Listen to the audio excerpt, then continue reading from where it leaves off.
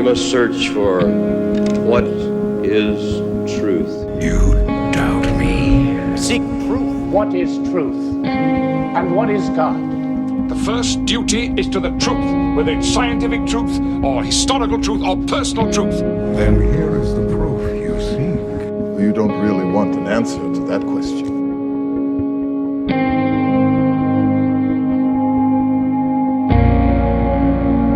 Welcome to the AxPx podcast, season 4, episode 2. I am Sean DeReger. Thank you for listening. Thank you all for checking out last episode. It was really fun talking about second naivete and had a lot of great response on that episode. We're probably going to do a follow-up because that subject is so dense. So keep checking back with us. I'm sure going to be revisiting that. But today we're going to change it up a little bit. We are talking to Richard Garriott. Many have said he's the father of the MMO. So we'll be talking with him about video games. And he's been to space. So it's video games and space travel on today's AxPx podcast.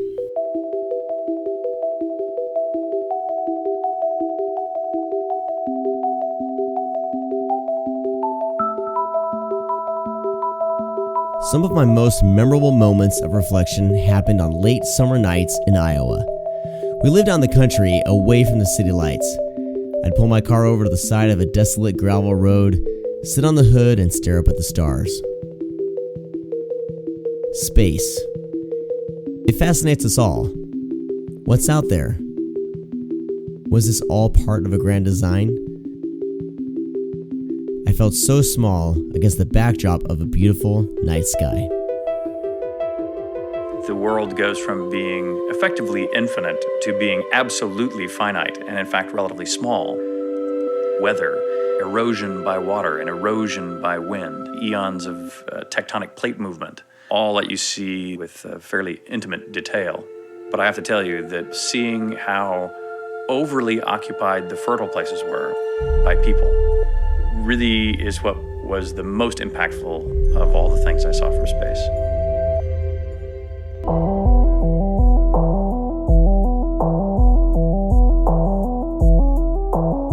I was able to sit down and talk to Richard Garriott, a game developer, an entrepreneur, an adventurer, a space traveler. In 2008, he was able to travel to the International Space Station as a passenger and spend 12 days in space.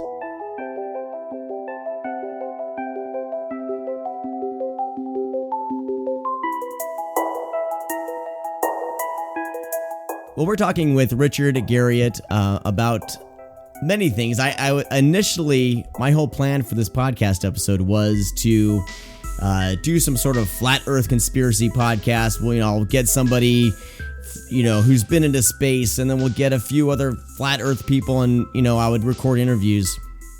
Sadly, none of the flat Earth people got back to me, Richard, so I couldn't do that. Makes you suspect of their competence. It does. I emailed quite a few.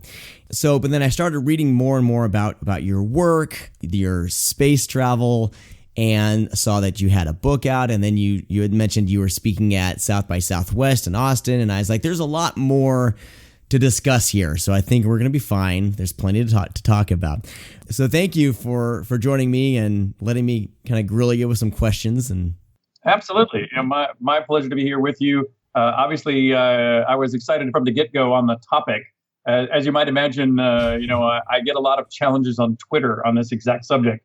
Or when people hear flat earthers talk, they will often forward them to me to continue the conversation. So I was excited about the first topic. But of course, I'm even more excited to talk about video games and the commercial space flight. Now I think it's becoming, not only have I done, but it's becoming a bigger deal going forward. And of course, the true nature of reality and why some smart people seem to, believe some silly things, as a key issue. Yeah. So I'm assuming it's safe to say that you have seen the Earth from afar, and you can confirm that it is a sphere. Absolutely true. Just as a We're going to put that to bed. You can put that one to bed. First of all, not only would just the physics of spaceflight not at all be possible if it wasn't a sphere, but yeah, you go all the way around the Earth every 90 minutes, and not only does the math match the visuals perfectly, but you get that proof every 90 minutes. You literally have gone all the way around the Earth. You come back to approximately the same point, but the Earth is rotated an hour and a half of its 24-hour rotation. So you get a slightly new strip each time you go around the Earth, and that adds up to really ultimately seeing the entire Earth, edge to edge, pole to pole. You don't quite see the North and South Pole at the nominal inclination of the space station, but close enough. And so you get a very, very good understanding of the totality of the sphere of the Earth. I want to get into the spaceflight stuff more because I have questions, and I think it can open up more kind of philosophical questions and just how, pondering our own existence here on the sphere.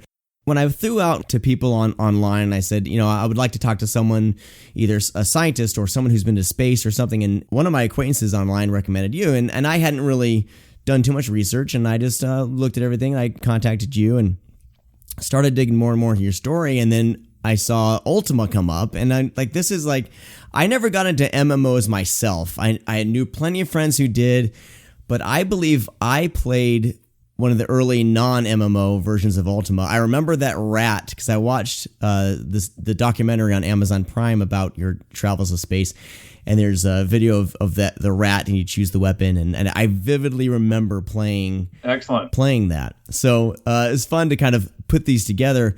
So when did you start developing the video game, like the RPGs, back in the 80s when there really wasn't that many? I mean, there was the tabletop. Well, in fact, I actually got my start before personal computers, and so that's actually one of the interesting or lucky strokes, you might say, that I had. Was back in before you were born, back in 1975 in particular, the school I was going to, the high school I was going to, had a teletype, a computer that would use much more primitive than the Apple II sitting here behind me. Right. It read strips of paper tape with holes punched in them was how you programmed, and it was connected with an acoustic modem with a rotary telephone to a mini computer that runs much slower than your wristwatch. And I wrote games on this machine for 4 years. And so for 4 years, I was creating games that were a lot like the Ultima series, but there was no way to publish them at that point. There was no market. There was no store that you could go buy strips of paper in that had programs pre-written on it. And so I neither could buy nor sell any programs for this machine. You just did it yourself. But then as soon as the machine that's behind me came out, the Apple II, suddenly it had graphics. I could take this text game that I had made and put it in three-dimensional graphics.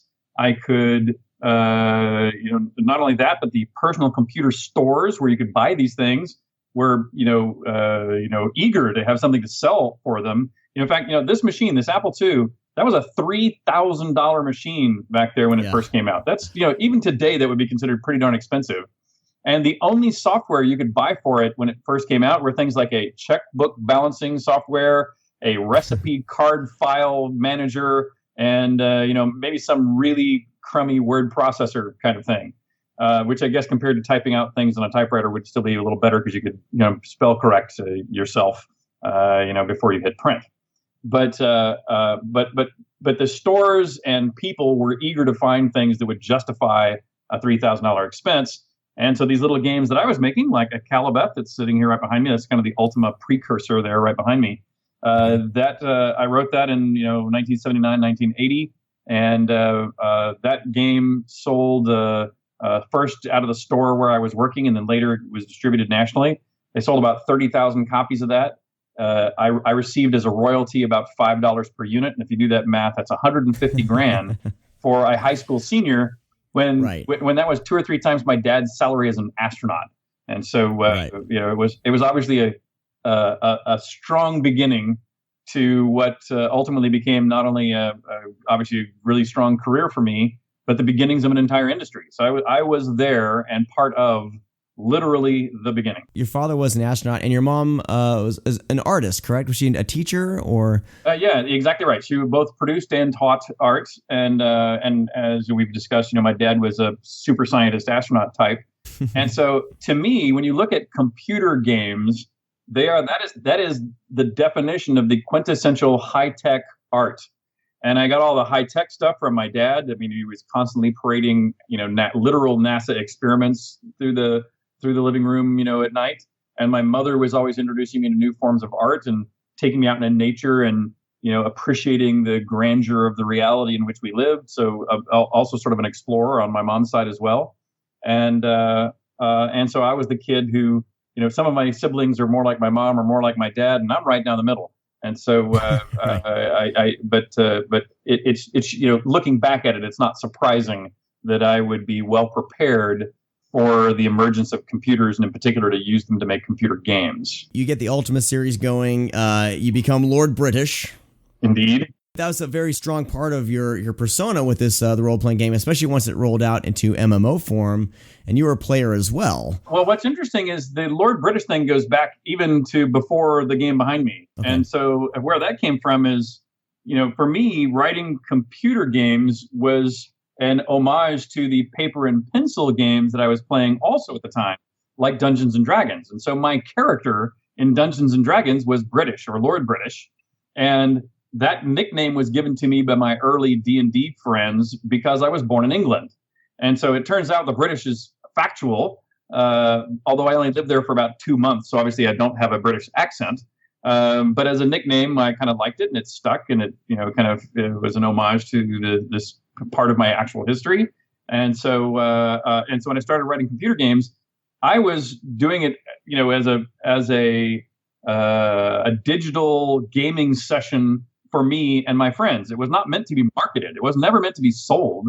It was just for me to play with my friends around the kitchen table. And so, of course, Lord British, the character, was part of it. And so Lord British was not only the author, but also a character even in the very first game. But what I found fun is that throughout Ultima history, and frankly still to this day with Shroud of the Avatar, one of the things that people have the most fun either doing or attempting to do is killing Lord British. And so I learned that from an early age based on the, quote, fan mail I might have received. But then later on down through the years, especially with the online game, you could actually see it happening. And I'd have to, defend my character, defend myself more strongly over the years.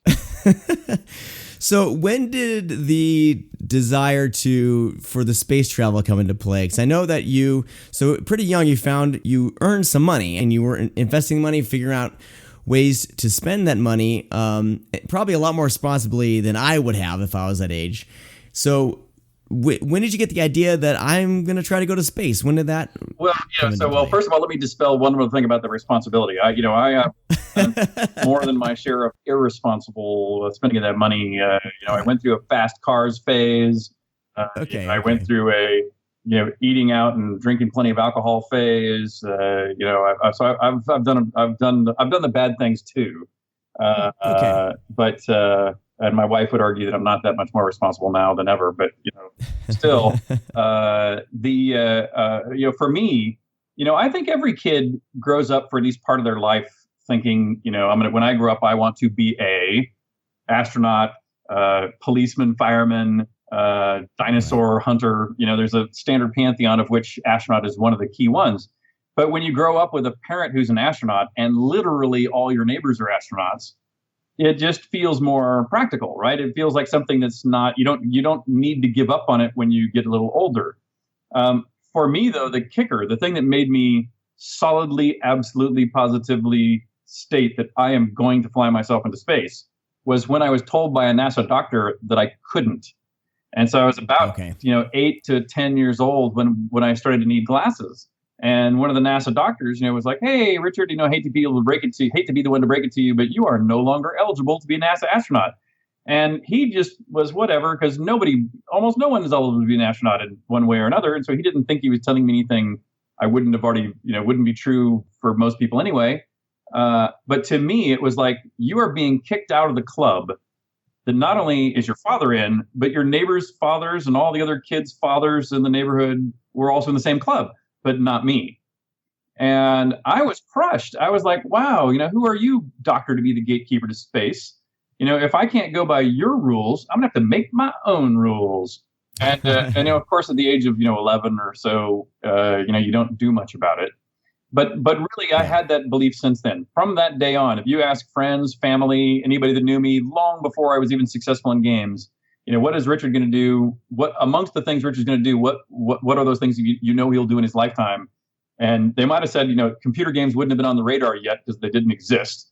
But they would have already said, Richard, if you ask him what he plans to do, he is going to find a way to get himself into space. And so as soon as I had money, after blowing a bit of it, I began to look at ways that I could invest to open up commercial spaceflight, frankly, so I could go. But I also knew that it wouldn't be possible for me unless I helped bring into existence sort of a revolution of how the industry was architected. I mean, you couldn't do it as a one-off. It would have to be done with a system that was in place to allow civilians or commercial people to fly that didn't meet the glasses requirement. And so, it took me 30 years to pull it off, but ultimately it worked. So you went to Canada to get the LASIK surgery done. Before it was approved in the United States even, yeah. Yeah, so that was one way to show that you were able to do this. So, you went through some intensive training just to do this. I mean, you had a surgery done so you can meet certain requirements, or just so there would be less problems that could happen. It's ridiculous. So I have come close to going and had the rug pulled out from underneath me many times. So the first serious way that I thought I might have made it was I invested in a company called SpaceHab, and they actually did produce this pressurized module to fit in the back of the shuttle. And the plan was to outfit it basically like a double-decker bus and take about 40 passengers at a time into space. And the module was built, and it flew many times, and NASA used the module for tons of experiments. But then when it came time to outfit it like a double-decker bus, they said, forget it. We're not taking any private citizens. That's not our business as a government entity. So sorry, but no. And so the company worked, but the goal did not work. That was close. That was close attempt number one. Then after we started the X Prize and Zero G and Space Adventures and eventually negotiated with Russia to be able to take passengers, I was going to be the first private citizen to go in the year 2000. Actually, the flight was going to be in 2001. But if you remember what happened about 2000, 2001, that's when the internet stock market crash occurred. Mm-hmm. And so my ability to pay for the seat that I'd finally arranged after 20 years went away. And so I had to sell the first private citizen seat to a guy named Dennis Tito, who became the first private citizen to fly in space. Then in 2008, I finally recouped myself, rebuilt my finances again. Now could afford it, started paying for it. Well, first of all, what's happening economically in 2008? The real estate crash. Yeah. So, by the way, I'm going broke again. And so actually there's a risk that I won't be able to fly because I won't be able to make the final payments.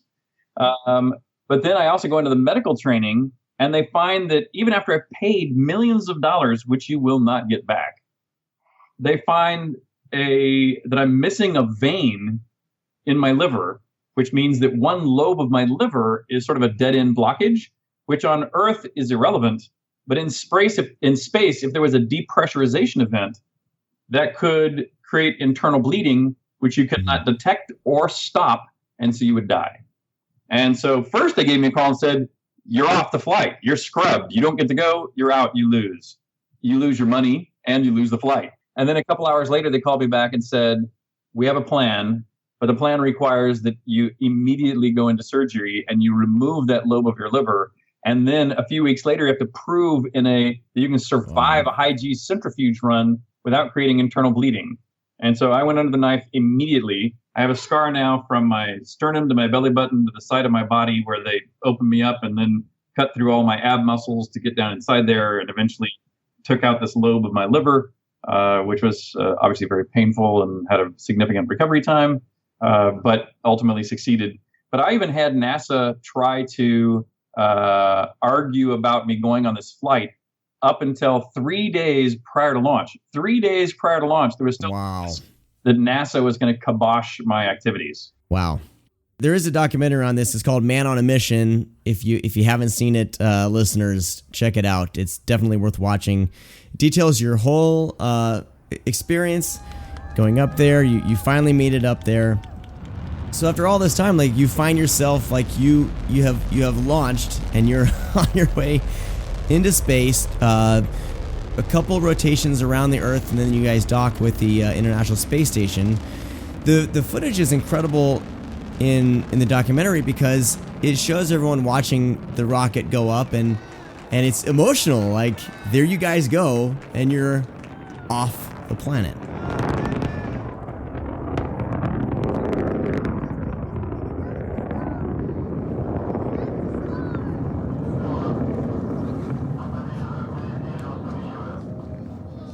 Your family was there. Another one of the astronauts, his wife and kids were there, and it's just an emotional moment once they kind of realize, well, he's in space. You know, it was, and I never really thought about it that way. Like, you know, kind of their perception is just, in a way, like, you're not here anymore.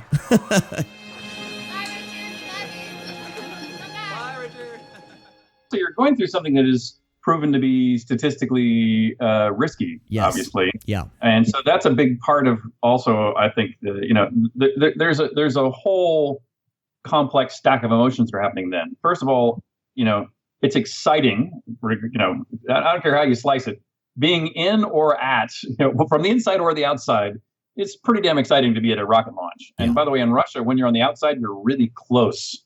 Unlike on the US, you're miles away. In Russia, you know, I've stood a few hundred meters from the base of the rocket as it launches. Wow. So it's fairly close, literally deadly close if something were to go wrong. And of course, if you're on the inside, that's, you know, you're even more involved in what's going on. And so first there's that excitement. Then there is, you know, the extremity of what's happening. You know, you're going to burn, you know, 90% of the mass of that vehicle is kerosene and liquid oxygen. That is, you know, an explosive of monumental proportion that is going to be metered out in a way underneath you to create this controlled explosion, which again has this level of extremity and violence that, you know, on the inside or the outside is amazing to watch and is made to be part of.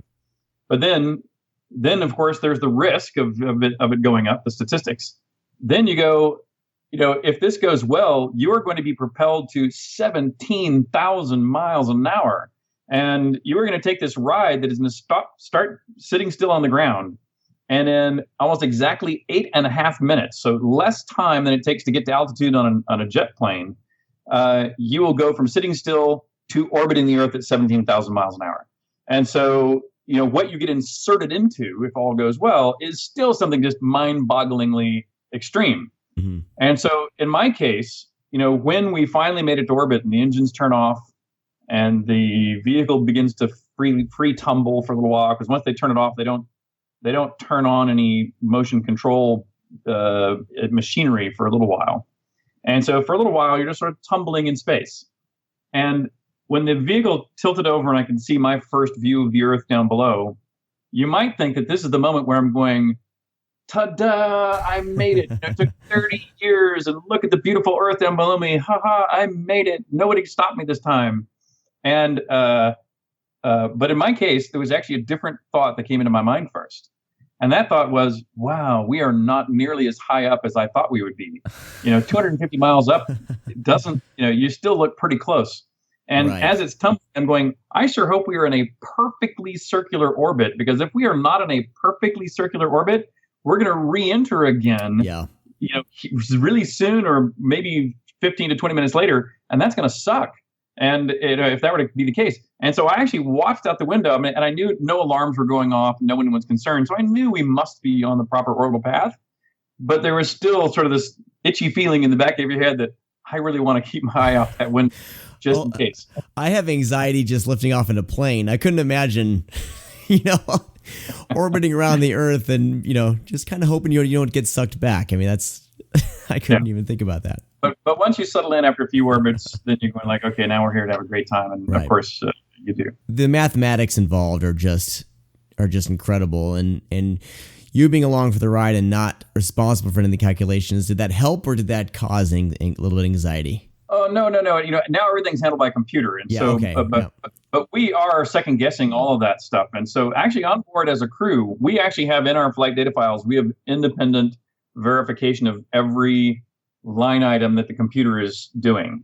And so that's actually one of the things that we do as we're going through the checklist is we know that if we launch at this time, which is the time we're supposed to launch, these are the calculations that have previously been made by a bunch of people on the ground that the computer better be showing on its dash as to, how much time the engine should burn before you turn them off.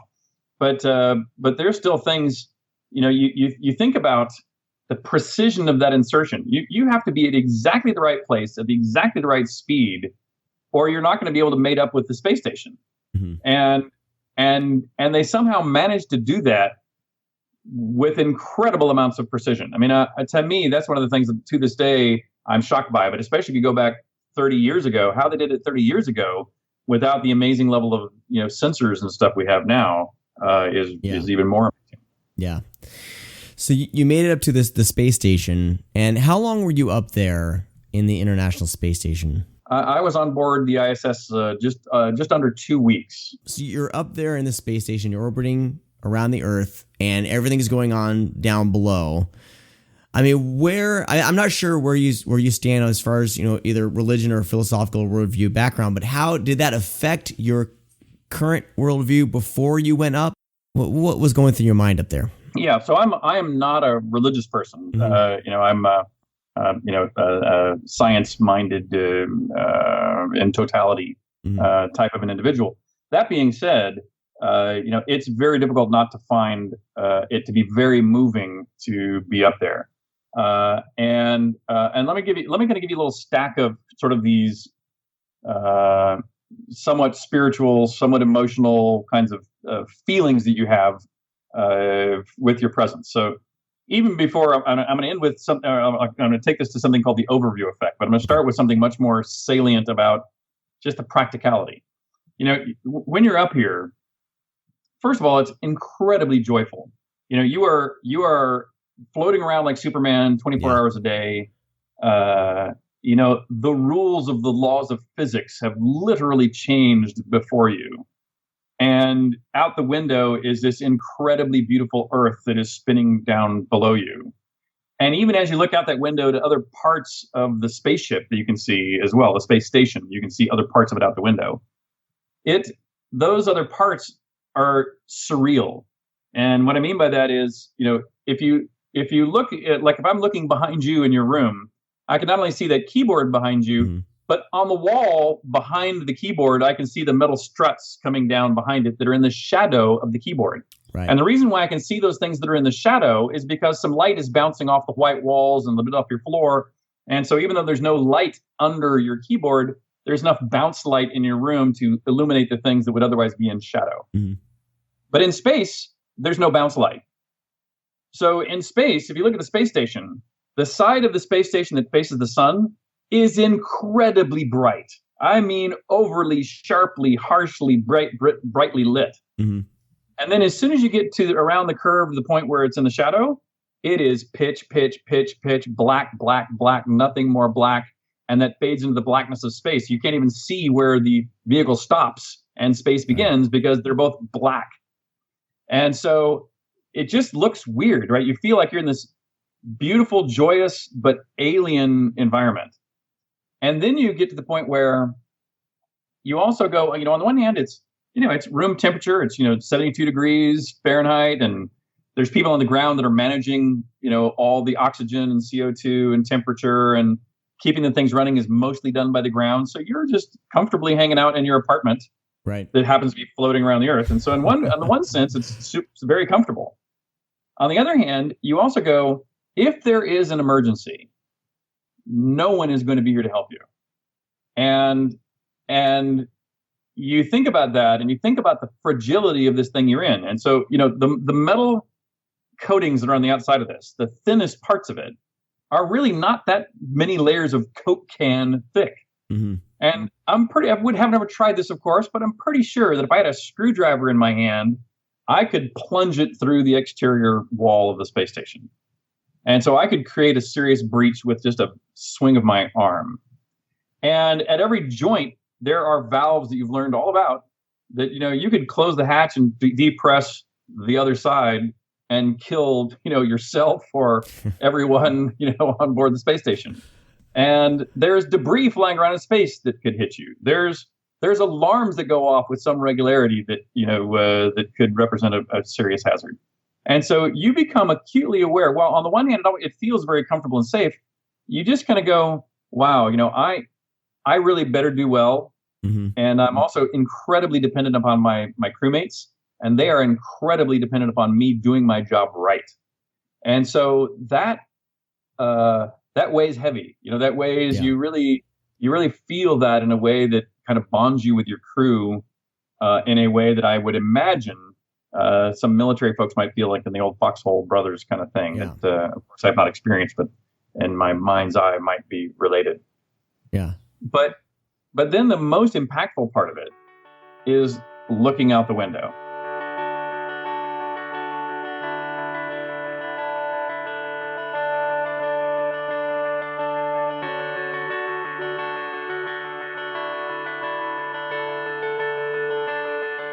That was the one piece of advice my dad gave me when we went. My dad actually helped me a lot on my flight. Mm-hmm. He helped me plan all my commercial and scientific work.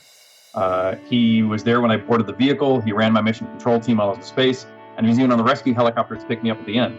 Nice. But the most important thing he told me, and the way we scheduled my plan, is he said, look, you need to, whenever it's daylight out and there's something to see, you need to be sitting next to the window so you can see the beautiful earth below you. That's the one thing you can remember more than anything else. And boy, was he right. And it's not because of what any one moment looks like. It's because that as you look out the window, it's like this fire hose of information about how the earth works mm-hmm. that is pouring into your mind. Everything from,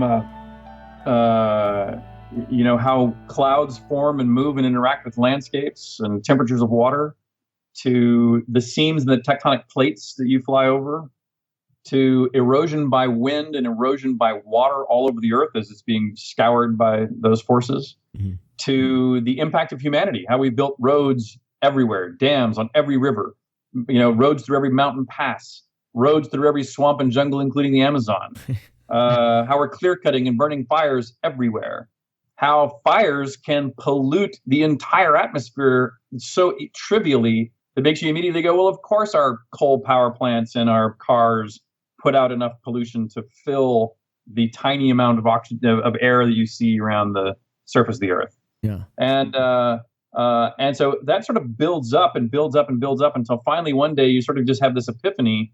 In my case, it was when you see a place you know well. I flew over Texas where I grew up, and you go, I know the scale of this place because I've lived there my whole life. And I've just been around the earth about 100 times, paying really close attention. And so I now know the true scale of the entire earth by direct observation. And suddenly you have this physical reaction that's kind of like in the movies where they'll dolly a camera back but zoom the lens in to where the actor doesn't change size, but the hallway kind of collapses around them.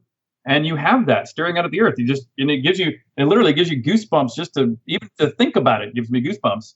Just because of just what an amazing physical reaction suddenly this was to realize I now know the earth in a way that I've never imagined knowing it.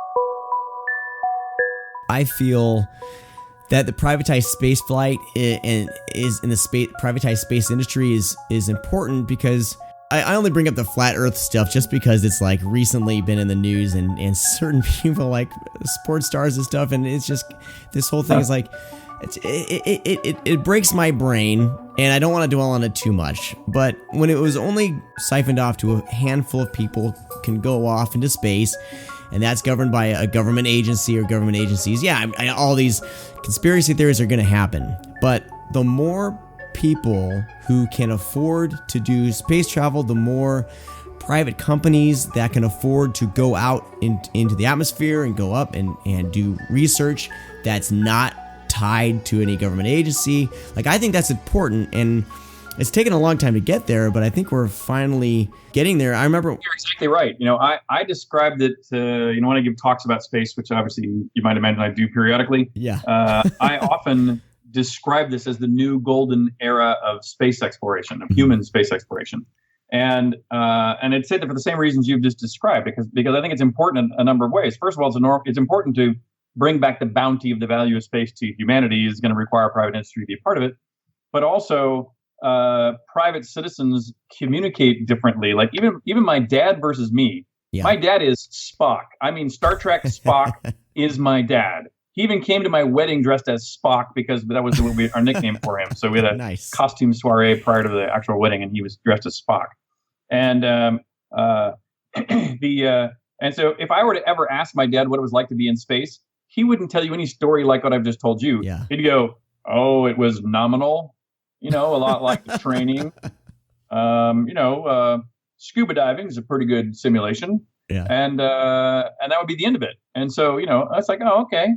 Yeah, not exciting, but okay." Right. And by the way, his explanation is largely accurate, but probably more accurate than mine. But the point is, he's not a communicator. His generation.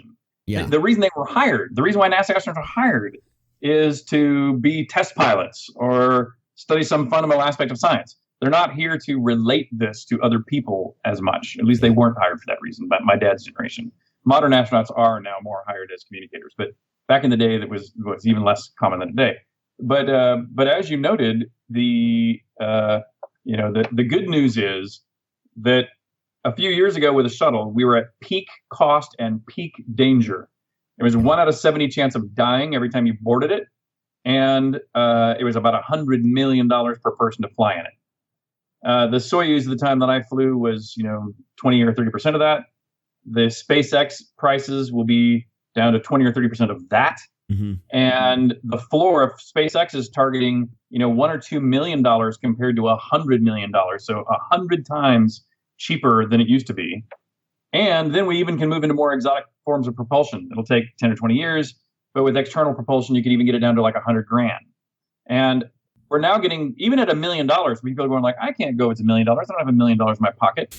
But I earned on my own flight, I earned multiple $1 million. Gotcha. And so if I only had to pay one and I could earn 4 or 5, I'm going all the time. Yeah. And I'll bet there's a lot of other people that are willing to work as hard as I'm willing to work who would, be fighting now to get those seats. And so we're about to enter a time where it absolutely is and will be profitable to fly yourself to space as an entrepreneur. It's always going to be too expensive, or in the foreseeable future, I think it's going to be too expensive as a true vacation destination for anything other than ultra wealthy. But the working in space, living and working in space is now going to become much more common. Yeah. It's going to be a more attainable goal. Like for my kids to say, I really do want to become an astronaut, right? Going to space, it's going to be more verifiable for them to pursue that dream and everything, which is fantastic. Absolutely. It took 50 years approximately from, Columbus kind of coming directly across the Atlantic to where after that, it was only government expeditions that went for a while. Yeah. And then finally East India Tea Company and, private adventures began to be charted to go across. And that happened because suddenly people could find value, whether it was, stealing gold from the natives or, whatever else of value they found. But once there were things of value, then you can justify, commercial expeditions. Yeah. And we're just at that point now with space. That's awesome. Former NASA astronaut Owen Garriott with his son, a second-generation space traveler, landing about an hour and 25 minutes after sunrise Friday morning on the steppes of Kazakhstan. While I had heard that traveling in space could be a life-changing event, I honestly didn't expect that to be true for myself, as I've been on many pretty amazing journeys in my life. But I have to tell you that travel in space ended up being much more transformative than I ever anticipated. Not only did this journey allow me to fulfill a long life stream for myself, but I hope and believe that that same journey has now flung the doors open wide for others to be able to fulfill their dreams of being able to live and work beyond the confines of the Earth.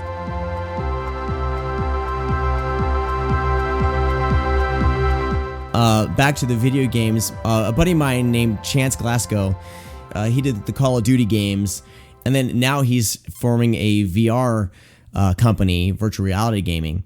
And he was wondering about the future of VR and possibly RPGs. Like, do you see like MMOs moving more in that direction, like Ultima Online VR? I am both a huge VR fan, as evidenced by the VR hardware I have here in my office, but I am also, unfortunately, a bit of a VR skeptic. Here's my case for that. So VR is really cool. And VR is going to be, well, it already is important, and it's going to be more and more important. Yeah. And yes, eventually, of course, the Matrix will absolutely positively exist. And so, we're going to get there. Yeah. My concern is that most of the people predicting it to be dominant soon are I believe, multiples of years early. Mm-hmm. And the reason I look at that is over the last 3 or 4 years, the next year has always been projected to be $4 billion or so of market. And so 2018 is projected to be a $4 billion market for VR software. Yeah. But if you look at this, there are only 8 products in the history of VR that have earned more than $1 million. There's only 30 projects in the history of VR that have earned more than, I think, $250,000. Mm-hmm. And the vast majority of that earned has been being paid by the hardware makers. The hardware makers have to have software available, and so they will bundle it with the hardware, and they're shipping them out often for free to their customers. So they can go like, yeah, we shipped 100,000 of them for free to their cell phone customers, and then they bundled it with some software that they paid the developer for. That is not a market. That is not a retail sustainable market. That's a lot of investment money going in. Mm-hmm. What I don't see yet, and by the way, speaking of Ultima VR, I would love to do Ultima VR. In fact, we've been That'd be amazing. Already specifically about developing literally Ultima VR. Okay. That being said, I think there's still some really important problems to solve. And so I don't have any illusions that I can go make a bunch of money selling VR stuff right now. I think there's still movement issues and sickness issues and having it not feel like about too much of club hands. And, there's a great many things that are slowly being worked out. Yeah. But I still think it's more buzz than I don't yet see products that I want to buy one and then the next and then the next and then the next. Right. Because I'm compelled to. Yeah. How can we use this to learn as opposed to just sit there and stare without using any of our brain power? The art form of computer games are still, in my mind, very much in their infancy. And the technology is still rapidly changing. And so the fact that it's in its infancy and the bells and whistles get better and better every year, right, has sort of trapped a lot of games to be pretty shallow. So running around and shooting things is still the standard of the art form. And that's to some degree expected because of the time and pressures of keeping up with the bells and whistles. Right. But it's also kind of unfortunate that the art form has not matured to tell things that are more literary, things that are more important to the human condition. And and to me, honestly, my motivation as a developer is to, frankly, I couldn't keep up with the young guns that are making all the bells and whistles these days. I mean, they're gonna beat me at that game. But what I hope that I can contribute into the industry is a care for this deeper relation between the player, the players and each other, and the players, and the story that I try to tell that I hope are resonating with them personally and resonating about the human condition of life on Earth. And so computers can do that, and computer games can do that, or art form can do that. But if you extrapolate this out to 100 years in the future, both the great things will be fulfilled. The power of these tools will aid us greatly, but also the risks that you were just describing of staring into the tube ad nauseum for no particularly good reason, and worse as AI takes over potentially. Those will likely come true also, or at least those risks. Many of those risks for sure will come true. They already are coming true, and so we're going to get the best of times and the worst of times through this incredible race of technology. But it's up to people like you and me to point out the good stuff and fight off the bad stuff. Right. Sounds good. Richard, thank you so much for your time. I really appreciate you talking with me. We didn't get to your book. I'm sure that, I want to send people towards it though. The book is called Explore, Create, And then you also, your game Shroud of the Avatar. It's actually, you can already play it in pre-release now, and it'll be coming out later this year. But Nice. Come and join us in the book or the game. Yes, I'm very much interested in checking all that out.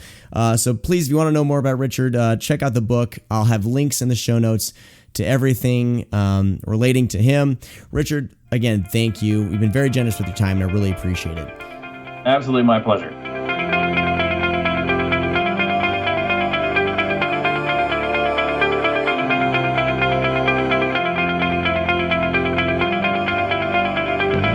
As we journey to understand our world, remember that we are a very small piece of a very large puzzle. I know it sounds corny. It's easy to believe that we are the masters of this planet, but we are merely stewards of this oblate spheroid we call home. I challenge you to look at the Earth from the perspective of someone who has seen it from afar. We only have one planet hosting our lives. Let's take care of it.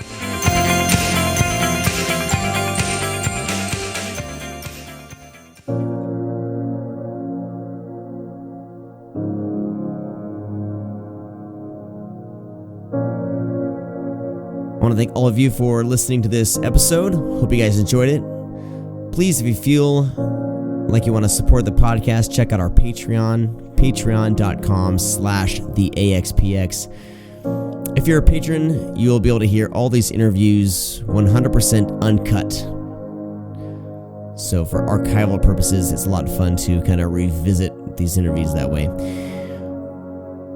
You can always get a hold of me over at theaxpx.com. You can check us out on Twitter at theaxpx. I want to thank our musical contributors for today's podcast, the Candlepark Stars, of course, for providing the intro and outro. Music throughout the episode was provided by Khovatic. Check them out at khovatic.bandcamp.com. Music also provided by J. Elliott. Check out his music at jelliott1.bandcamp.com. You also heard a few excerpts from Richard Garriott's documentary, Man on a Mission, Richard Garriott's Road to the Stars. It's available on Amazon to rent. So check that out there. There will be links in the show notes. Talk to all of you next time. Bye-bye.